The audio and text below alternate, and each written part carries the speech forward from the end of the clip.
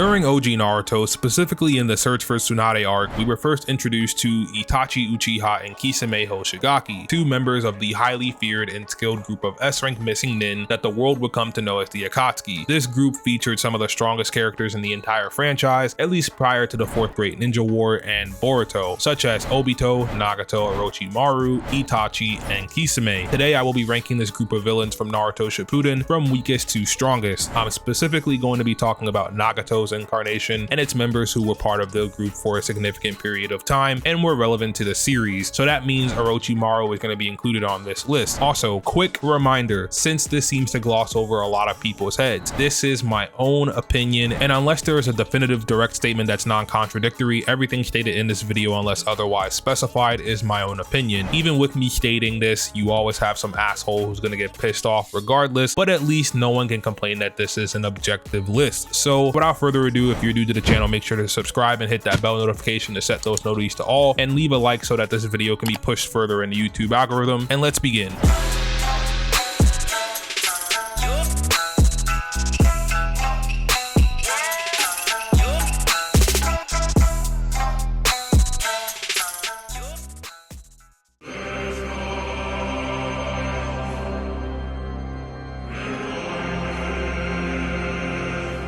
This is one of the only placements in this video where I can say with complete confidence is a fact and not an opinion. Zetsu, both black and white, are at the bottom, and there are no arguments that can be made to suggest otherwise. He's physically the weakest by far, and he's just there to be the intel gathering guy. That's it. So I'm not even gonna bother spending any more time on him. I mean, this guy was afraid that Kakashi and Edo Minato could wipe him out in 2 seconds during the Fourth Great Ninja War. What more do you need me to say?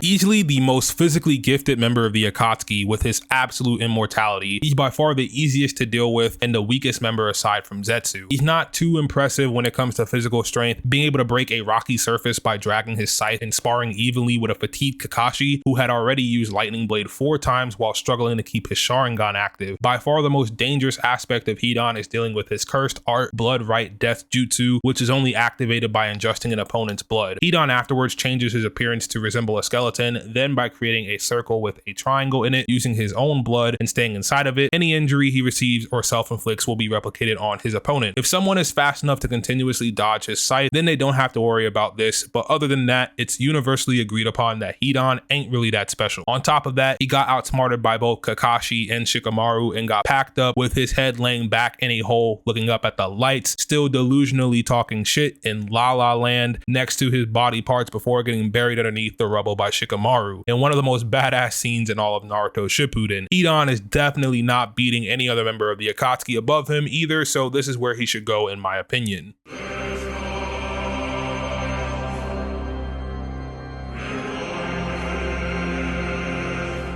So I know there are a lot of Konan fans out there, real diehard fans of her, so I'll make sure to be respectful while properly judging her powers and capabilities. I was debating while making the script for this video if she should go a few spots up or remain here, but since one of the criteria for my ranking is scaling this group based on fighting opponents head on with 0 prep time, because her greatest feat came from her having loads of intel and prep time, I had to knock her down a few spots despite that feat being extremely impressive, and the feat I'm referring to is obviously her almost killing Obito. Konan is the only member of the Akatsuki who didn't get recruited because of her skills. It was most definitely because she's one of the baddest females in all of Naruto. Just kidding, it's because she was friends with Nagato and Yahiko. She has some jutsu and techniques that are unique to her which make her stand out from the other members, such as being able to utilize paper shuriken, which when hardened is just as effective and as strong as regular metal shuriken and sometimes even more potent. She can create paper clones that are immune to illusions and have never been seen in combat. Her main technique is the dance of the Shikigami, her primary jutsu that allows her to turn herself into pieces of paper, and by far her most powerful technique is the one that I referred to at the beginning of this section, the paper person of God technique, that allows Konan to place, according to her own words, 600 billion, yes, you heard me right, 600 billion explosive tags in the terrain of a zone, and she can even reveal this to her opponent as she did with Obito. And once these paper tags detonate, the explosion will continue for at least 10 minutes straight. During her encounter with Obito in the Hidden Rain village, if Obito didn't possess Izanagi, he would have 100% gotten clapped by Konan, as she was putting up a decent fight despite being underestimated several times by him. If prep time wasn't required for the technique to work, it's possible that she goes a bit higher on the list, but unfortunately for her, everyone above her is just ridiculously stronger than she is.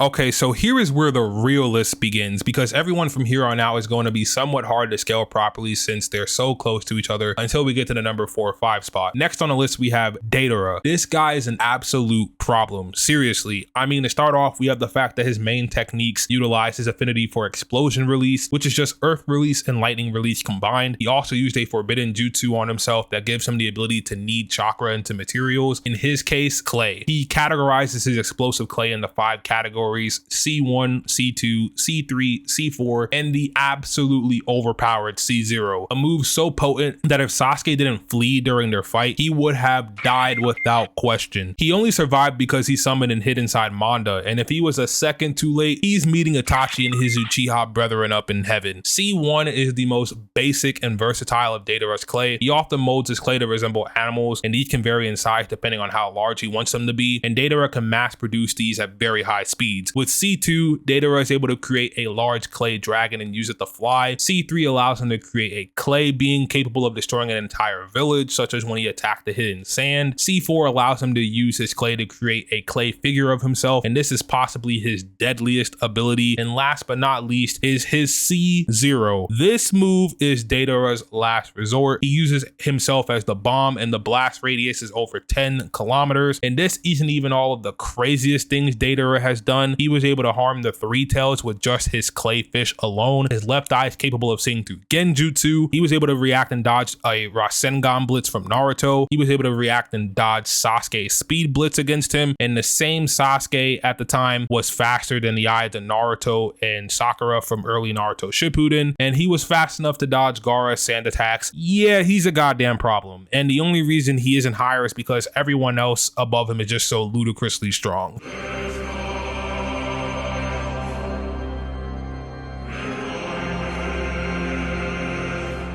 Next, we have Sasori, who Dator outright blatantly states in both the anime and manga is stronger than him. So that makes this placement easier for me. Dator is someone who literally killed himself because he came to terms with the fact that Sasuke was outright more powerful than him at the time. I'm sure that he's humble enough to admit when others are stronger, so I give this comment some weight on top of the fact that it's backed up. Sasori is without question the deadliest and most powerful puppet master in the Naruto verse, and it's not close. His main ability is to control human-sized puppets with threads of chakra from his fingers. With the exception of the Hiriko puppet, his puppets need to be summoned or teleported in by him to use. Thanks to turning himself into a puppet, the only part of his body that Sasori needs to live is a chakra producing piece of flesh that he keeps on the left side of his chest. He has his Hiriko shell, the body of the third Kazekage, who is stated several times to be the strongest Kage in the Sand Village's history, being able to utilize the deadliest ability in the Sand Village's history, the Iron Sand, an ability that Gaara's own adopted son Shinki is able to naturally use in the Boruto era. He can summon 100 puppets using the performance of 100 puppets jutsu, which was used to take down an entire country with no help. Now, the only slight to him that many will try to argue is that he lost to Sakura and Chiyo, but let's not forget Sakura entered that fight having crucial intel on him already and a cure specifically designed to counter his poison, which is fatal without that cure. Chiyo also entered that fight with the 10 strongest puppets ever created, made by the first puppet master, and they were better prepared than anyone else who had ever fought Sasori before this. Also, as an Edo, he was able to control living people as well and turn them into his own puppets, but I'm not sure if he can do this as a living being as well. And not to mention, Sakura and Chiyo didn't even fully beat or stop him. Chiyo blatantly states that Sasori let himself be hit on purpose by the last attack they dealt, as he had already given up. Sasori is a demon, and if he were fighting Sakura with her entering the fight without all the info she had, she would have gotten packed up and joined her fellow Leaf Shinobi in the afterlife.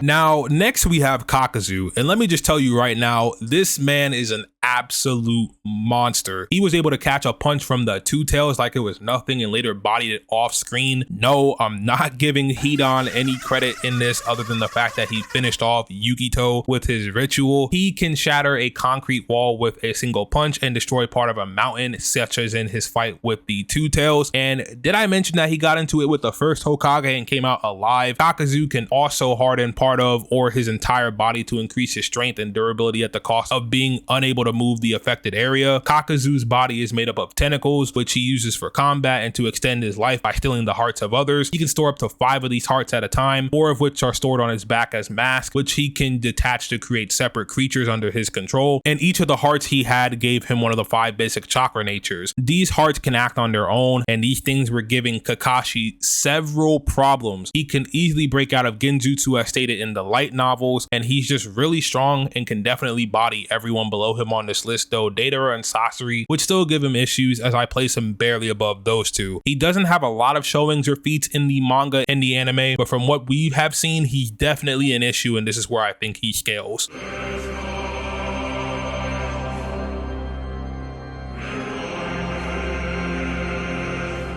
Okay, so now we enter the top 5, and first we're starting out with Kisame. This guy is something else entirely. I mean, he has the nickname the tailed beast without a tail. Neji literally mentioned that aside from Naruto, no one had as much chakra at the time as Kisame. Like, what, bro? This was even backed up by Nagato himself, who said that he had the most chakra out of anyone in the entire Akatsuki. Kisame is just built different. A 30% water clone of his was able to push Guy into opening the 6th and 7th gates, and he was pressuring him pretty badly too, to where he had already disposed of Neji, Lee, and Tenten already, just using the clone. Not even himself, his clone. If that doesn't tell you how strong he is, I don't know what to tell you. This is the same Kisame that also destroyed Killer B, the same B who at the time was the strongest Jinchuriki in the world. Oh, and he can merge with Samehada to become a literal human shark hybrid thing, which increases his power even further, and he can sense and absorb chakra through touch and fight on par with a version 2 Killer B in this state, which is crazy. This same Killer B wiped out Sasuke and all of Team Taka without even breaking a sweat too, and the only reason he was even beaten is because Samehada decided to abandon him and join Killer B. So by the time he encountered Guy and his team, he was already somewhat nerfed. Mind you, I don't remember anyone else who was able to push Guy to the 7th gate at the time,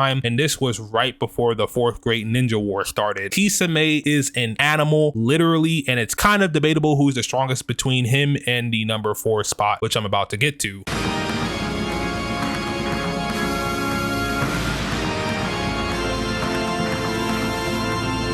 Okay, so this is where I think Orochimaru would scale in comparison to the other members respectfully. I don't even really think I need to go over his feats too much because he's so legendary at this point, and everyone knows Orochimaru. He fought, defeated, and killed Hiruzen Sarutobi, the 3rd Hokage, was able to fight pretty evenly with 4 tails cloaked Naruto, can tank punches from Tsunade, which were described to kill a person if one of them even connected. He's one of the legendary Sannin, can place curse marks on people, was stated to be powerful enough in Naruto Part 1 to destroy a small country by himself with no help from Hiruzen, killed Gaara's father, the 4th Kazekage. Suigetsu even states that Sasuke was only able to beat Orochimaru at the time in Shippuden because he was severely weakened, which is blatantly true, and that Sasuke wouldn't have been able to do so otherwise. I mean, it's Orochimaru. What more do I need to say other than the fact that Kisame is pretty much near on par with him, so they're pretty much interchangeable for me.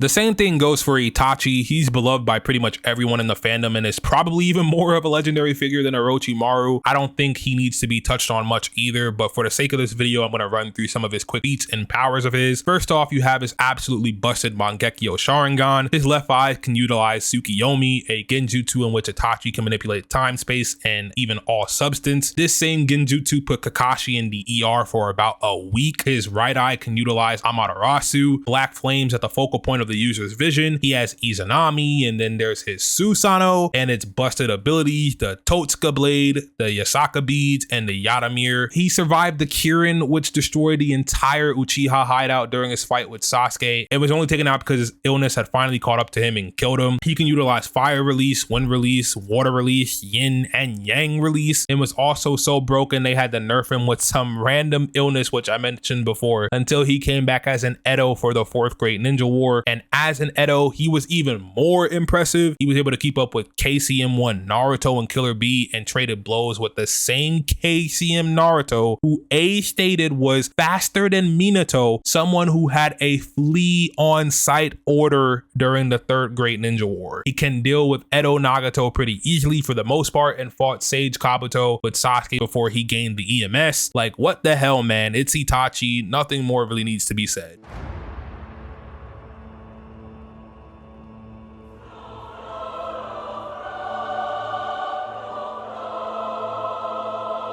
It's Nagato, it's pain. What more do you need me to say? He has 2 Rinnegan and can utilize all of its absurd powers and abilities to the fullest extent. Can rip out people's souls just by touching them, has chakra receivers, can absorb any and all ninjutsu regardless of the property through touching from any direction, can summon all of the animals available to him from the animal path, can summon the King of Hell, who can resurrect and heal anyone put into his mouth in seconds, and cut off their tongues if they fail to answer any questions correctly, and also steal their soul. He can use Chobaku Tensei, Bancho Tenin, Shinra Tensei, True Tobaku Tensei, and the Rene Rebirth, and can mechanically alter his body, fire lasers and missiles. Like, it's Nagato. It's the guy who bodied the entire Hidden Leaf village simply by using the almighty push.